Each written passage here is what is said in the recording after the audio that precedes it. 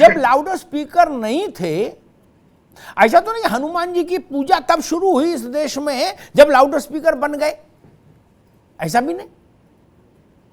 और ऐसा भी नहीं कि कुरान तब पढ़ी गई इस देश में जब लाउड स्पीकर बन गए। तो तब भी पूजा होती थी, कुरान होती थी, आयत होती थी, अजान होती थी, जप होता था, तप होता था, यज्ञ होता था, भजन होता था। तो अब ये लाउड स्पीकर लगाने की जरूरत क्यों, और लाउड स्पीकर पर ये टकराव क्यों? पंडित अजय गौतम, आपसे बात शुरू करूंगा। बताइए, मैं देख रहा हूं जगह जगह शहरों में लाउड स्पीकर के लिए चंदा हो रहा, बोले भाई हर चौराहे पे, हर गली पे, हर नुक्कड़ पे लाउड स्पीकर लगाना है, 5 बार हनुमान चालीसा सबको पढ़नी है। पिशाच निकट नहीं आवे, महावीर जब नाम सुनावे, नासे रोग हरे सब पीरा, जपत निरंतर हनुमत पीरा। सवाल ये है अमिताभ जी कि 5 बार इतनी, हमारे यहाँ तो 8 पहर है, तो हम लोगों का ये प्रस्ताव है कि 8वां पहर जो है हनुमान चालीसा होनी चाहिए। अच्छा, हनुमान चालीसा तो जो तुलसीदास जी के समय से ही होती आ रही है, बनारस में तो हर घर में, और पूरे भारतवर्ष को छोड़िए जहां जहां सनातन धर्म को मानने वाले लोग हैं वहां पर होती आई है। सवाल ये है कि ये जो लाउड स्पीकर जिहाद करके हिंदुओं को जबरदस्ती ये सुनवाना कि पूरी दुनिया में सिर्फ एक ही है अल्लाह और उसके अलावा कोई नहीं है, अल्लाह अकबर का नारा जो हो सकता है, देखिए मैं बड़ी गंभीरता से बात कह रहा हूँ, ये मुसलमानों के लिए, इस्लाम को मानने वालों के लिए तो बहुत मुकद्दस हो सकता है, लेकिन जो लोग इस्लाम में भरोसा नहीं करते, जो लोग मोहम्मद में भरोसा नहीं करते, जो लोग अकबर में भरोसा नहीं करते, उसके लिए ये अजान का सुनना अनहोली है, मनहूस है, और उसके लिए उसके धार्मिक अधिकारों का अतिक्रमण है। इसलिए इसको काउंटर करने के लिए हमारे पास कोई रास्ता नहीं बचता कि हम जिस चीज से जिनको ये बुलाते हैं, हम ये मानते हैं वो भूत पिशाच हैं, और भूत पिशाच की काट जो है वो सिर्फ हनुमान चालीसा के अंदर ही हो सकती है। इसलिए उन भूत पिशाचों का नाम हमें ना सुनना पड़े, उसको काउंटर करने के लिए सिर्फ हमारे पास जो गौतम जी, ठीक है गौतम जी, एक छोटा सवाल है, एक सामान्य बुद्धि, हाँ एक सामान्य बुद्धि छोटा सवाल है, फिर मैं फजील अहमद साहब के पास आऊंगा कि आप ये कह रहे हो कि मतलब ये इधर से आपके कान के लिए ध्वनि भेजे, आप उधर से उनके कान के लिए ध्वनि भेजोगे, ठीक यही ना?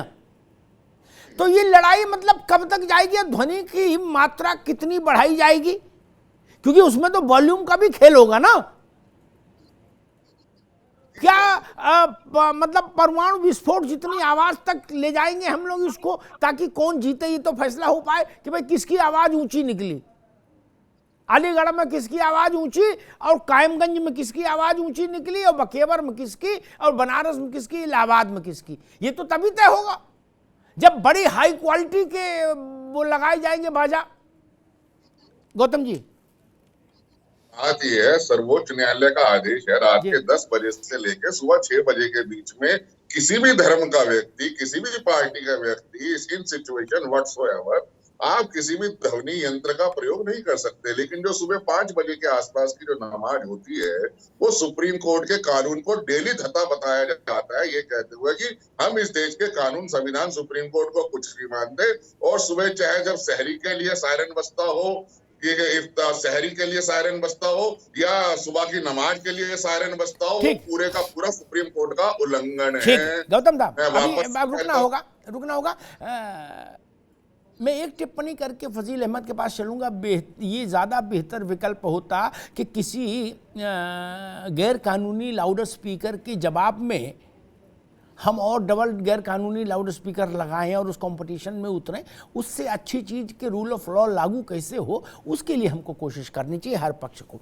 फजील अहमद साहब ये कह रहे हैं, गौतम जी और बाकी भी मैंने इस पर देखा कि भाई सुप्रीम कोर्ट का एक जजमेंट है।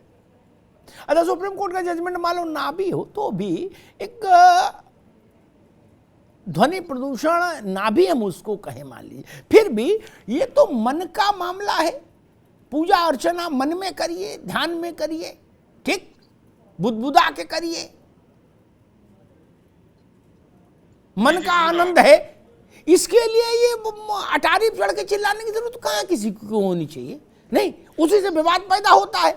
अब आप एक लगाओगे, वो 2 लगाएंगे, तीसरे वाले मान लीजिए आगे बोले गुरबानी भी करेंगे हम, 4 लाउड स्पीकर हम भी लगाएंगे, उनके पास आपसे और अजय गौतम दोनों ज्यादा पैसा है, तब क्या करिएगा? आप तो 2-2 बाजा खरीदने में हिल जाओगे। वो ऐसे अत्याधुनिक कनाडा से मंगा के लगा देंगे बाजा। किसान आंदोलन में नहीं देखा था कैसी व्यवस्था की थी? तो क्या बाजा घर बना दोगे क्या पूरे देश को?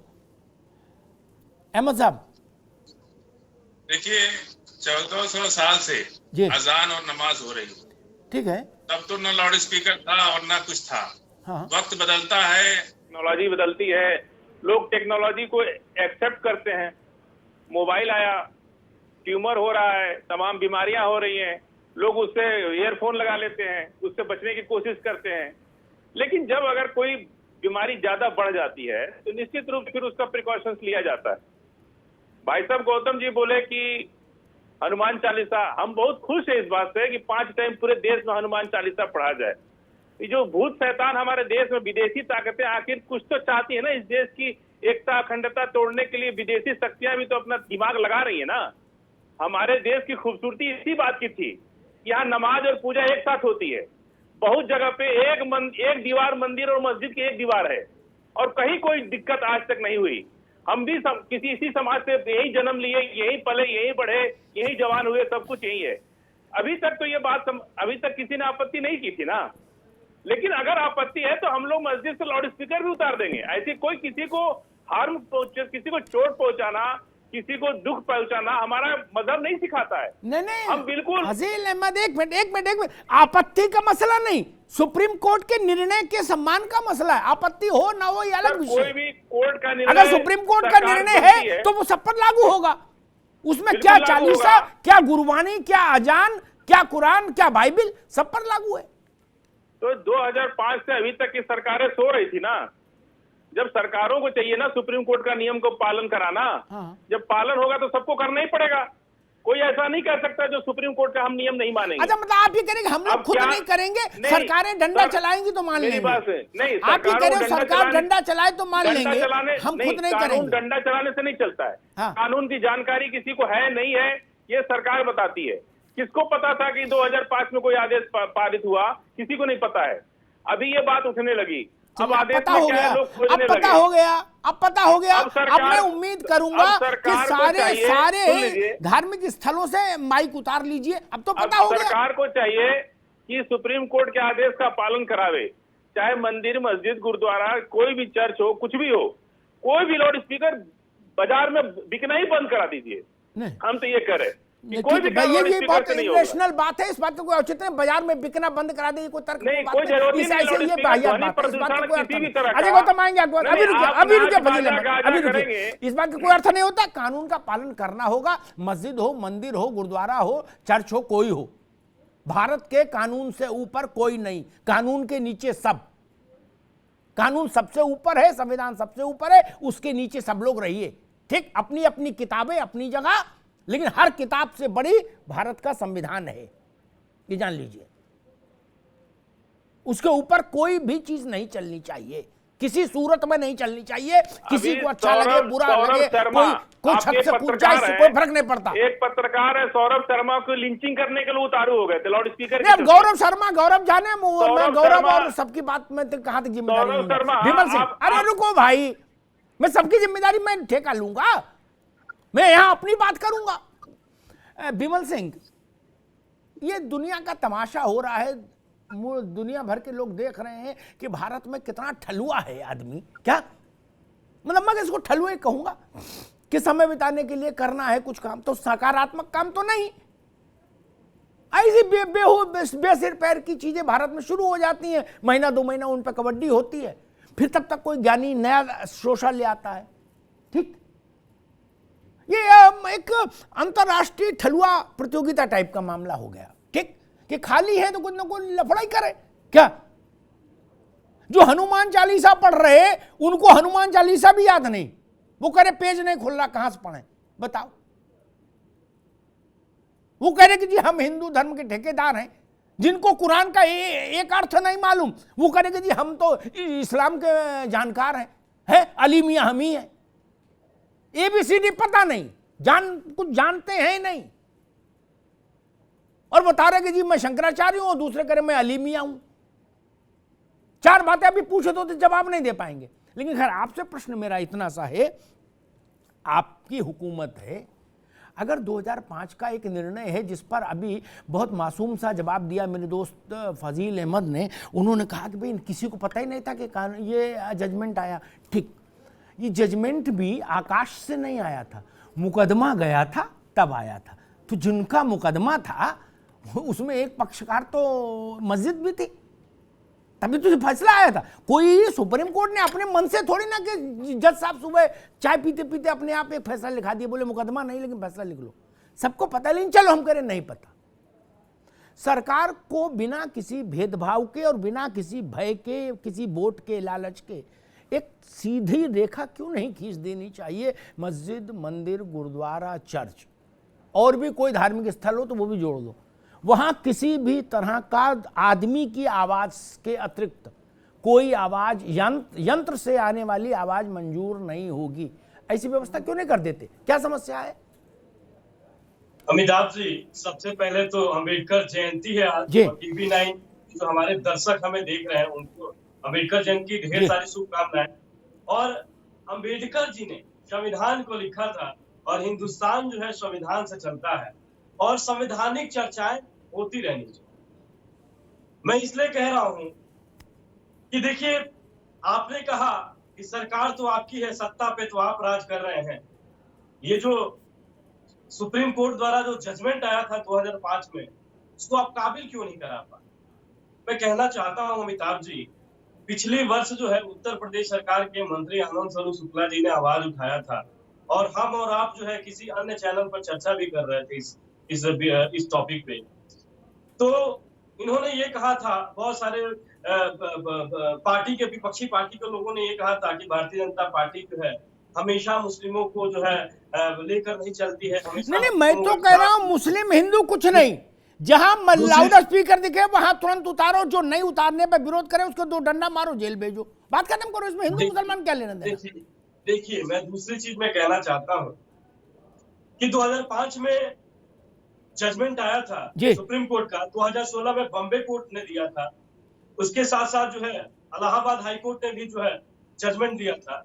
मैं कहना चाहता हूं कि हमारे जो मित्र बैठे हुए हैं मुस्लिम स्कॉलर, पता नहीं इन्होंने कुरान पढ़ा है या नहीं पढ़ा है, मैं इनको बता देना चाहता हूं, लकुम दिनुकुम वालिया दिन, इसका मतलब ये होता है, ये कुरान के शब्द है, इसका मतलब ये होता है कि तुम्हारा धर्म तुम्हारे लिए, हमारा धर्म हमारे लिए। मैं कहना चाहता हूं कि जो सुबह 4 बजे जो अजान किया जाता है, देखिए मैं बता देना चाहता हूं, कुरान जो है 610 से 632 के बीच में लिखी गई। लाउड स्पीकर का आविष्कार हुआ था 1876 में। नहीं, ठीक बात है। मैं तो भाई देखो, मैं इतिहास में मत जाओ बिमल, मैं सिर्फ इतनी बात कह रहा हूं, आपके पास फजील अहमद ने एक एस्केप रूट लेने की कोशिश की कि सरकार लागू करा दे, हम खुद नहीं करेंगे। तो मैं सिर्फ इतना कह रहा हूं, आप सरकार हैं, आप लागू करा दीजिए, इसमें क्या समस्या है? एक हाथ में आर्डर की कॉपी, एक हाथ में सोटा, लेके जाओ जहां जहां ये दिखाई दे। वो कुरान पढ़ रहे हो, अजान पढ़ रहे हो, गीता पढ़ रहे हो, भागवत पढ़ रहे हो, जो पढ़ रहे हो बंद कराइए लाउड स्पीकर, मन में पढ़ो। अमिताभ जी देखिए जी, जो ध्वनि प्रदूषण का कानून है 2000, जो पर्यावरण संरक्षण कानून है 1986 के तहत, ये कहा गया है। नहीं विमल सिंह, आएंगे आपको, अभी रुको, एक मिनट रुको ना, मैं मेरी बात दूसरी तरफ, एक मिनट रुकिए। मेरी चिंता पर्यावरण की उतनी नहीं है क्या? वो तो फटफटिया से भी बहुत पर्यावरण खराब हो रहा है, विक्रम ऑटो से। मेरी चिंता है जब इंटॉलरेंस इतनी ज्यादा है सब लोगों के भीतर, मरने मारने पे आमादा हो जाते हो, छत से कूदने को आमादा हो जाते हो जरा जरा मुद्दों पर, जब इस ढंग की मानसिकता बन गई है तो माइक बंद करिए। पर्यावरण की उतनी चिंता नहीं मुझे, बिल्कुल तमीज से अगर रह सकते हैं तो सब चीज ठीक है। जब आप नहीं रह सकते सब लोग तमीज से, अपना वॉल्यूम इसलिए बढ़ाते जाएंगे कि सामने वाले का वॉल्यूम से ज्यादा मेरा रहे, तब तो फिर बंद कराना चाहिए सत्ता को। ये बड़ी बात है, सत्ता को एस्केप रूट नहीं खोजना चाहिए। मैं नितेंद्र यादव के पास चलूंगा। डॉक्टर नितेंद्र यादव, एक बात तो सच है, माने नहीं माने, राजनीतिक दल जो हैं, चाहे इधर वाले चाहे उधर वाले, है ना, आप समझे गए इधर उधर का मतलब, वो लोग वोट के गणित में उलझे रहते। वो कहते चार जाओ यार, 4 और लगा लो, हमारी सेहत पे क्या फर्क पड़ रहा है। क्या कभी आपके राज में दूसरी तरफ ज्यादा लग जाते हैं, इनके राज में दूसरी तरफ ज्यादा लग जाते हैं? क्या स्थिति तो वही है यादव जी। बिल्कुल। कैसे छुटकारा मिलेगा भाई?